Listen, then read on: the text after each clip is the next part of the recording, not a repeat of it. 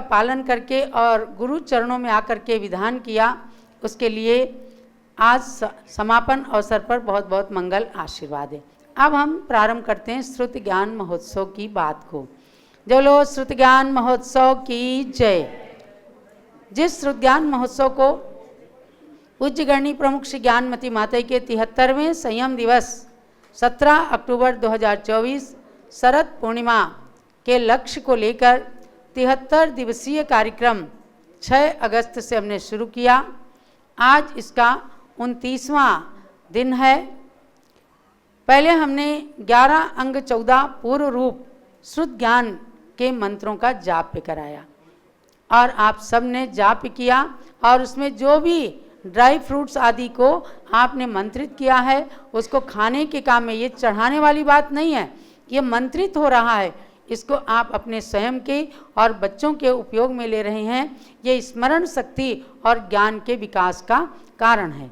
इन 25 दिनों के बाद में हमने 31 तारीख से पुनः 24 भगवान के गणधरों के मंत्र शुरू किए हैं, क्योंकि गणधर भगवान से ही तीर्थंकर प्रभु का ज्ञान सबको मिलता है। तो हमने भगवान ऋषभ देव के गणधर वृषभसेन स्वामी का मंत्र कराया। अजितनाथ भगवान के गणधर सिंहसेन प्रमुख गणधर। गणधर तो बहुत सारे हैं, 1452 गणधर हैं, लेकिन हर तीर्थंकर भगवान के समूह शरण के प्रमुख गणधर को हमने लिया है। उनके माध्यम से उस समूह शरण के समस्त गणधरों की वंदना हो जाती है। तो शंभोनाथ भगवान के गणधर चारुदत्त स्वामी, उनका कल हमने कराया था। अब आज तीर्थंकर भगवान अभिनंदन नाथ भगवान के गणधर स्वामी के मंत्र की आराधना सब लोग करेंगे। और उससे पूर्व मैं चाहूँगी कि आज हमारे बीच में श्री अशोक जी सेठी बेंगलोर कर्नाटक से पधारे हैं। अशोक जी को तो पूरा देश जानता है, समाज के प्रमुख कार्यकर्ता हैं। श्री अरुण जी सेठी जो बेंगलोर में खंडेलवाल समाज के अध्यक्ष हैं। श्री कीर्ति जी गंगवाल, ये तो हमारे समझो संघ के ही हैं। आरिका गुणमती माता जी के गृहस्थ अवस्था के पुत्र हुआ करते थे सोहनलाल जी सेठी। माता जी सोहनलाल सेठी जी के सुपुत्र हैं, हाँ सोहनलाल गंगवाल जी, जिन्होंने नीमाज के अंदर सुंदर तीर्थ बनाया है और भाविक के अंदर भी बताया तीर्थ बनाया है। ऐसे श्री कीर्ति जी गंगवाल जो सोहनलाल जी गंगवाल के सुपुत्र हैं। आइए आप सब और आज के महोत्सव का दीप प्रज्वलित करें। चलिए, डॉक्टर जीवन प्रकाश जी जैन, अखिल भारतवर्षीय दिगंबर जैन युवा परिषद के राष्ट्रीय अध्यक्ष, आप इनसे दीप प्रज्वलित कराइए। आज इस शुद्ध ज्ञान महोत्सव के 29वें दिन का, और मैं इस माध्यम से कहना चाहूँगी अशोक जी को कि शरद पूर्णिमा के दिन 73वां दिन रहेगा ज्ञानमती माता का 73वां संयम दिवस। जो आज 1700 पिच्छीधारी साधु हैं, उनमें सबसे प्राचीन ज्ञानमती माता जी, तो इनकी शरद पूर्णिमा महोत्सव के अवसर पर भी आप अयोध्या जरूर आएँ और ज़्यादा से ज़्यादा लोगों को भी लाएं। अभी हमने सुना है कि आप 2 अक्टूबर को भी शायद 40-50 लोग आने वाले हैं। वो कार्यक्रम ज्यों की त्यों रखिए, लेकिन 17 अक्टूबर को भी फिर से एक बार बनाने की कोशिश करना। अब दीप प्रज्वलन कराएंगे। मंगलम भगवान वीरो मंगलम गौतमो गणी मंगलम कुंद कुंदाद्यो जैन धर्मोस्तु मंगलम। श्रुत ज्ञानेन भो भव्य श्रुत ज्ञानोत्सवं कुरु श्रुतज्ञानमवाप्त्यर्थं श्रुतमात्रे नमो नमः श्रुतमात्रे नमो नमः। जबलो श्रुति ज्ञान महोत्सव की, पूज्य गणनी ज्ञानमती माता के 73वें संयम महोत्सव की जय। ये दीप प्रज्वलित हुआ है, ये ज्ञान का दीप है, ये रत्नत्रय का दीप है, जो एक युग की प्रथम बाल योगिनी ने संयम को धारण करके बाल ब्रह्मचारिणी आरिकाओं का मार्ग प्रशस्त किया है। ऐसी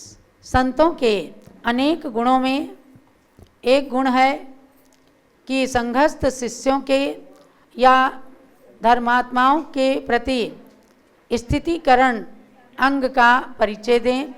पूज्य गणनी ज्ञानमती माता जी ने अपने जीवन में अनेक लोगों को धर्म से विचलित करते हुए, विचलित देखते हुए उन्हें पुनः धर्म में स्थित किया, उनका स्थितीकरण किया, उनका उपगूहन किया और उन्हें पुनः अपने मोक्ष मार्ग में स्थिर करके बहुत ही उपकार किया है और कभी भी उस उपकार का स्मरण नहीं किया। कुछ लोग होते हैं जो हमेशा उपकार का स्मरण करते हैं और कुछ लोग होते हैं जो उपकारी के उपकार का स्मरण नहीं करके कृतज्ञ बन जाते हैं, कृतज्ञता का परिचय नहीं देते हैं। दोनों प्रकार के लोग होते हैं, लेकिन इन्होंने सदा माता के समान सबकी रक्षा करते हुए अनेक संतों तक को उनके व्रतों से जो च्युत हो रहे थे उनको उस मार्ग में स्थिर करके स्थितीकरण अंग का परिचय दिया। इसीलिए 73 मंत्रों में से एक गुण इनका स्थितीकरणांग धारिका के रूप में आपको बताया गया, उसकी आराधना आपने की है। ऐसे आप सबको भी धर्मात्मा के प्रति वात्सल्य का परिचय देते हुए यदि कोई धर्म से या मोक्ष मार्ग से विचलित हो रहा है तो उसे मोक्ष मार्ग में स्थिर करें, ऐसे स्थितीकरण अंग का पालन करें तो अपना सम्यक दर्शन दृढ़ हो सकेगा। तो अब मैं चल रही हूँ साक्षात शुद्ध की उपासना। पूज्य माता जी के द्वारा लिखित प्रवचन निर्देश का ग्रंथ है। इसके अंदर सर्वप्रथम प्रवचन करने वाले उसके 21 गुणों का वर्णन किया गया है कि आप किस प्रकार से एक सभाजीत वक्ता बने और दूसरों को अपने प्रवचन के द्वारा जिन धर्म में, मोक्ष मार्ग में, सच्चे मार्ग में दृढ़ कर सकें। और उसके पश्चात दूसरे अध्याय के अंदर सम्यक दर्शन के कारण बताए। उसमें कहा कि कोई भी पंचेंद्रीय जीव है, भव्य है, पर्याप्तक है, संगी है, तो वो चारों गति में हो, चाहे नरक गति में हो, चाहे तिर्यंच गति में हो, मनुष्य या देव गति में हो, सम्यक दर्शन को प्राप्त कर सकता है। कहीं जा कर के देवता उसे जाति स्मरण करा दे, उसे सम्यक दर्शन ग्रहण करा देते हैं। कहीं पूर्व भाव का जाति स्मरण हो जाता है। नरक में वेदना का अनुभव करते हुए कई जीवों को सम्यक दर्शन हो जाता है। तो हम सब तो मनुष्य हैं। मनुष्य गति में गुरुओं के उपदेश को सुन करके, भगवान के दर्शन करके, तीर्थ की यात्रा करके अपने सम्यक दर्शन को प्राप्त करना और सम्यक दर्शन को दृढ़ करना है। तो हमने प्रारंभ से लेकर 48 पेज तक आपको 3 चैप्टर के माध्यम से सम्यक दर्शन की बात बताई है। तीसरे चैप्टर में आपने अनेक ग्रंथों के माध्यम से सम्यक दर्शन को जाना और उसका सार ये निकला है कि आज पंचम काल में सराग सम्यक दर्शन है। प्रथमोपशम और क्षयोपशम यानी औपशमिक और क्षयोपशमिक ये 2 सम्यक दर्शन ही हो सकते हैं। क्षायिक सम्यक दर्शन आज नहीं मिल सकता क्योंकि केवली और श्रुत केवली का अभाव है। विदेश क्षेत्र में हो सकता है, लेकिन हमारे भारत क्षेत्र में केवली श्रुत केवली का अभाव है, इसलिए कोई भी जीव क्षायिक सम्यक दर्शन को प्राप्त नहीं कर सकता। अब आज मैं आपको ले चलती हूँ थोड़े से में ही संक्षेप में वीतराग सम्यक दर्शन। वीतराग सम्यक दर्शन शब्द से ही झलकता है। जहाँ राग बीत गया है, माने राग खत्म हो गया है, जहाँ वीतराग अवस्था प्राप्त हो गई है, ऐसी स्थिति में जो सम्यक दर्शन होता है वह महामुनियों को ही होता है। यहाँ की जो परिभाषा है, एक तो क्षायिक सम्यक दर्शन को भी किसी अपेक्षा से वीतराग सम्यक दर्शन कहा, क्योंकि वहाँ भी 7 प्रकृतियों का पूर्ण रूप से क्षय हो जाता है, लेकिन वो चतुर्थ गुण स्थानवर्ती को भी हो सकता है। सराग होते हुए भी उसको वीतराग सम्यक दर्शन कहा। लेकिन ये आध्यात्मिक भाषा में अब वीतराग सम्यक दर्शन किसको कहते हैं ये आप जानिए। अध्यात्म भाषा में वीतराग सम्यक्त्व का लक्षण देखिए। अब आप पेज नंबर 48 पर आ जाइए। निश्चय सम्यक्त्व ही वीतराग सम्यक्त्व है। तो निश्चय सम्यक्त्व क्या है? निश्चय नयेन निश्चय चारित्रा विना भावी निश्चय सम्यक्त्वम वीतराग सम्यक्त्वम भण्यते। ये समय सार की गाथा नंबर 13 में आचार्य अमृत चंद्र सूरी ने टीका में कहा। आचार्य कुंद कुंद की भाषा को अमृत चंद्र सूरी ने समझा, जय सेन आचार्य ने समझा। उन्होंने अपनी अपनी टीकाओं में कुंद कुंद स्वामी की बात को स्पष्ट किया। तो कहते हैं निश्चय नय से निश्चय चारित्र के साथ होने वाला निश्चय सम्यक्त्व ही वीतराग सम्यक्त्व कहलाता है। ये निश्चय चारित्र 7वें गुणस्थान से प्रारंभ होता है, उसके पहले नहीं। अब आपको ये होगा कि भाई गुणस्थान क्या है। देखो गुणस्थान 14 होते हैं, उनमें से जो सम्यक दृष्टि गृहस्थ हैं उनके चौथा गुणस्थान, 4 गुणस्थान मतलब उनमें से चौथा गुणस्थान है। जिन्होंने देश व्रत ले लिया, प्रतिमाधारी हो गए, क्षुल्लक ऐलक हैं, ये सब पंचम गुणस्थान वर्ती हैं। देश संयम को धारण करने वाले और सकल संयम को धारण करने वाले मुनिराज 6ठे 7वें गुणस्थान में होते हैं। तो आज भी 6ठा 7वां गुणस्थान है, ऐसा नहीं है कि नहीं है, लेकिन जो निश्चय में परिणत कराने वाला 7वां गुणस्थान यानी 7वें गुणस्थान के 2 भाग किए, एक स्वस्थानाप्रमत्त और एक सातिशय अप्रमत्त। माने शुरुआत में 7वें गुणस्थान का प्रारंभिक चरण जो है वो आज के संतों को होता है 6ठा 7वां, 6ठा 7वां। जैसे कोई झूला झूलता है तो एक जगह नहीं टिकता, कभी इधर कभी उधर हिलता रहता है। तो इसी प्रकार से संतों का गुणस्थान 6ठा और 7वां होता है। आहार करते समय भी एक क्षण के लिए आत्मा के प्रति अनुराग जाता है, अंतर्मुहूर्त के लिए उनका 7वां गुणस्थान हो जाता है, लेकिन वो प्रथम चरण वाला। और दूसरा चरण है सातिशय अप्रमत्त, माने उसमें अतिशय आ जाता है। इसका मतलब क्या है? उनके कर्मों की निर्जरा और ज़्यादा बढ़ने लग जाती है। कब? जब वो आत्मा के ध्यान में एकदम लीन हो जाते हैं। उन्हें अपने पिछी कमंडल तक का भान नहीं रहता, अपने शरीर पर चींटी रेंग रही है या सर्प चल रहा है ये भी नहीं भान रहता। जैसे आचार्य शांति सागर महाराज के शरीर पर कई बार सांप आया, क्रीड़ा करके चला गया। जो लोग आज जिनके मिथ्यात्व कर्म का उदय होता है नहीं स्वीकार कर पाते, कहते हैं ये तो ऐसे कहने की बात है। अरे जिन्हें देखा है आज भी वो मौजूद हैं और उनके दर्शन करने वाली ये आंखें मौजूद हैं ज्ञानमती माता जी की, जिनके शरीर पर चींटियां चढ़ गईं, घाव बना दिया, लाल लाल शरीर हो गया। और जब लोगों ने जाकर थोड़ी दूर पर शक्कर गुड़ ये सब चीज़ें रख दी, चींटियां उतर उतर करके जाने लग गई, सारा शरीर लहू लुहान हो गया और आचार्य श्री का शरीर साफ किया गया, लेकिन उफ तक नहीं किया। तो ये क्या है? ये तत्व ज्ञान का सच्चा स्वरूप है।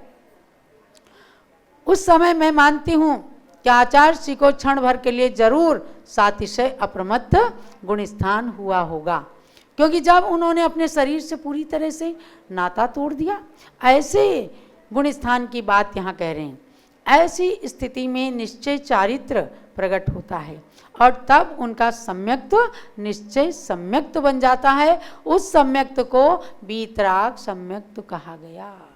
ये आपको अब समझना है, क्योंकि अब हम वीतराग सम्यक दर्शन की ओर चल रहे हैं। अभी तक आपने सराग सम्यक दर्शन को पढ़ा, जो हमको आपको सबको हो सकता है, आज के संतों को भी होता है। किसी बिरले संत को वीतराग सम्यक दर्शन थोड़ा सा स्पर्श भी कर ले तो समझो उनके कर्मों की निर्जरा बहुत अधिक हो सकती है। फिर आगे कहते हैं कि शुद्धात्मा की उपलब्धि ही निश्चय सम्यक्त्व है। शुद्धात्मा क्या है? स्फटिक के समान जो एकदम शुद्ध परमात्मा है, जो हम सबके शरीर के अंदर छिपा हुआ है, दिखता नहीं है। जो दिखता नहीं उसी का तो चमत्कार है। अगर वो आत्मा अभी शरीर से निकल जाए तो आपका शरीर क्या मुर्दा हो जाएगा और जरा सी देर में उसे सब लोग उठा के ले जाएंगे। लेकिन जिसका चमत्कार है वो हमें दिख नहीं रहा, और जो दिख रहा है वो उसी के चमत्कार से चल रहा है। तो ऐसे शुद्धात्मा की उपलब्धि कहते हैं परम समाधि काल में 9 तत्वों के मध्य शुद्ध निश्चय से एक शुद्धात्मा ही प्रद्योतित होता है। वहाँ जीव अजीव, आश्रव बंध, संवर निर्जरा, मोक्ष, पुण्य और पाप, ये इन 9 को 9 तत्व भी कहा है और 9 पदार्थ भी कहा है। इन 9 पदार्थों के बीच में, 9 तत्वों के बीच में एक शुद्धात्मा केवल प्रद्योतित होता है। का मतलब क्या है कि केवल एक शुद्धात्मा में जिनका ध्यान लीन हो जाता है। भगवान बाहुबली जिन्होंने 1 साल की तपस्या के बाद एकदम शुद्धात्मा की उपलब्धि की, और इधर से भरत का आना और उधर स्वात्मा की उपलब्धि होना, छपक श्रेणी पर चढ़ना एक साथ हो गया और बाहुबली भगवान को केवल ज्ञान हो गया। लोगों ने कहा कि भरत बाहुबली को शल्य थी कि मैं भरत की भूमि पर खड़ा हूं। नहीं, शल्य तो मिथ्या दृष्टि को होती है। बाहुबली को कोई शल्य नहीं थी, विकल्प था। निर्विकल्प नहीं हो पाए थे। विकल्प ये था कि मुझसे भरत को कष्ट हुआ, मैंने 6 खंड के अधिपति भरत की अवमानना की, तो उनको ये विकल्प हो गया कि मुझसे भरत को कष्ट हुआ। और जैसे भरत आए सामने, बाहुबली जरूर जान गए होंगे कि भरत मेरे बड़े भाई तो आ गए, वो विकल्प से निर्विकल्प में आ गए। संक्लिष्टो भरताधीशः, ऐसा आदि पुराण में शब्द आया है कि इससे उन्हें कभी कभी विकल्प हो जाता था। और भरत का आना, भगवान का छपक श्रेणी पर चढ़ना एकदम केवल ज्ञान की उत्पत्ति में कारण हुआ। तो ये क्या था? ये शुद्ध सम्यक्त शुद्धात्मा ही उनके अंदर प्रद्योतित हो रहा था। और ऐसे में बाहर में उन्हें रिद्धियां हो गई, बेलें चढ़ गईं, भगवान के ऊपर बेलें चढ़ गई, सर्पों ने बामी बना ली, लेकिन भगवान विचलित नहीं हुए। उनसे आ करके न जाने कितने लोग उनके शरीर को छू करके, चरणों को छू करके अपने रोगी शरीर को निरोगी बना लेते थे। तो कभी भी रिद्धियाँ जो शल्य वाले को नहीं हो सकती।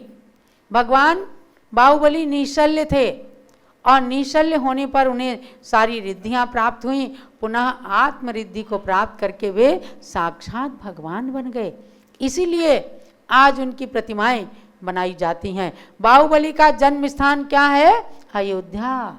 भरत का जन्म स्थान अयोध्या। ऋषभ देव का जन्म स्थान तो अयोध्या है ही, और इसीलिए आज अयोध्या का विकास हो रहा है। ये समसामयिक प्रक्रिया है। आज समय की मांग थी कि अयोध्या संसार के अंदर भारतीय संस्कृति, जैन संस्कृति के आद्य केंद्र के रूप में प्रद्योतित हो जाए। तो महानुभाव, ये भी सम्यक दर्शन का एक अंग है।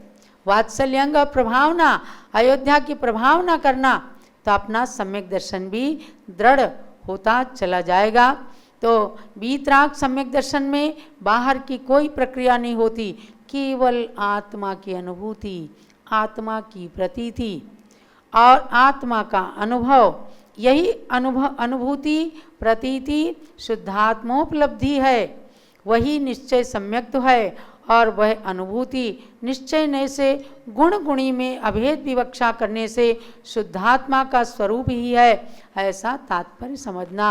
वहाँ फिर शरीर और आत्मा, इसका कोई भेद नहीं रह जाता। वहाँ पर जहाँ ध्यान ध्याता ध्येय को न विकल्प वच भेद न, जहाँ पर कोई भेद नहीं रहता, वह शुद्धात्मा जो है, वह महापुरुष, वो ये भी नहीं सोचता कि मुझे मोक्ष जाना है या मुझे मोक्ष चाहिए। वहाँ मोक्ष का भी विकल्प नहीं है। मैं संसार में हूँ, ये भी विकल्प नहीं, केवल आत्मा की उपलब्धि। जहाँ कहा जाता है वहाँ पर व्यवहार आ जाता है।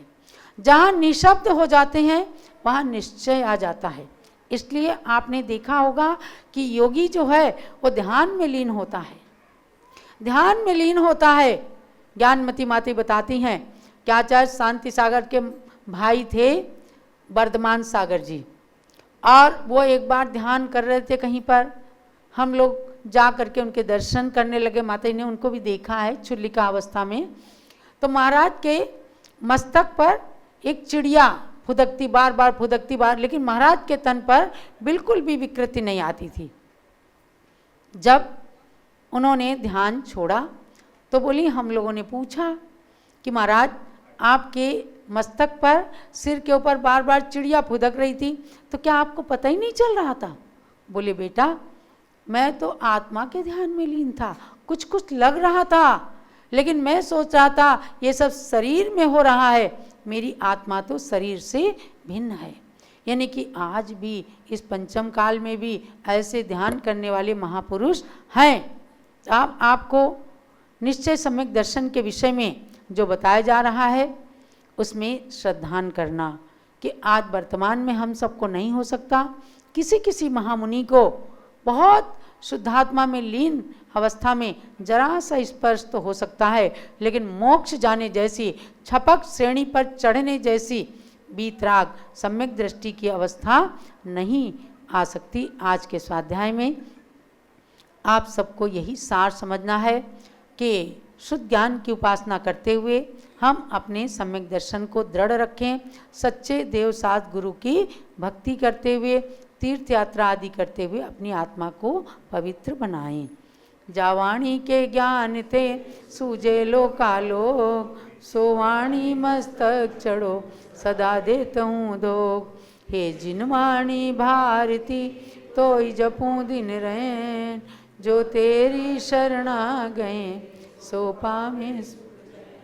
ज्ञानमती को नित नमो, ज्ञान कली खिल जाए, ज्ञान ज्योति की चमक में जीवन मम मिल जाए। जलो द्वाद सांगमयी जिनवाणी माता की जय। अब गुरु भक्ति की ओर चलेंगे। आचार्य त्रय जिनका आचार्य पदारोहण शताब्दी महोत्सव मनाया जा रहा है, और जो दो मुनिराज वीर सागर नेमी सागर महाराज, उनका मुनि दीक्षा शताब्दी